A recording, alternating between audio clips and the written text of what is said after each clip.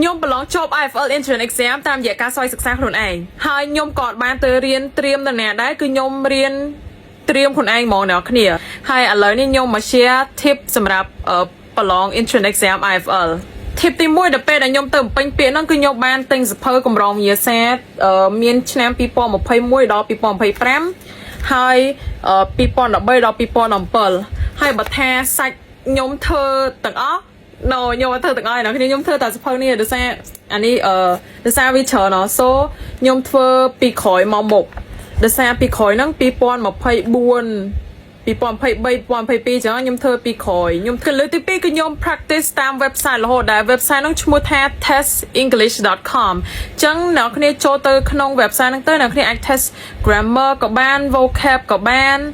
ហើយ reading ក៏បានចឹងខ្ញុំធ្វើការ test មួយថ្ងៃម្ដងពេលខ្លះតនេទៅមួយថ្ងៃពីរដងចឹងយ៉ាងហោចណាស់យើងធ្វើមួយថ្ងៃម្ដងទៅទ្រាំដងថ្ងៃយើងត្រៀមខ្លួនបាន100%ហ្មងទី3គឺ time management ហ្នឹងមានន័យថាម៉េចគឺការគ្រប់គ្រងពេលវេលាក្នុងការប្រឡងនិយាយទៅការប្រឡងគឺមានរយៈពេល90នាទីហើយសំណួរមានដល់100សំណួរអ្នកគ្នាច្រើនខ្លាំងមែនតើអញ្ចឹង1នាទីយ៉ាងហោចណាស់យើងធ្វើបានហើយមកសំណួរហើយនៅពេលប្រឡងអ្វីដែលខ្ញុំធ្វើមុនគេគឺខ្ញុំធ្វើតាមលំដាប់ឡើយហ្មងអ្នកគ្នាធ្វើ grammar ហើយដល់ vocab ហើយបានreading ចំពោះ reading គឺវា tricky and hard ខ្លាំងមែនតើអ្នកគ្នាអញ្ចឹងវាតម្រូវឲ្យអ្នកគ្នាអានឲ្យស្វែងយល់ថាគេចង់បានអីនិយាយទៅវិញ្ញាសាឆ្នាំ2025នេះគឺស្អី calendar solar system វល់ខ្លាំងមែនតើអីអ្នកគ្នាខ្ញុំធ្វើបាន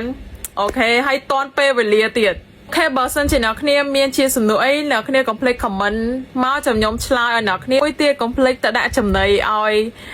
ត្រីហងអ្នកគ្នាវា work man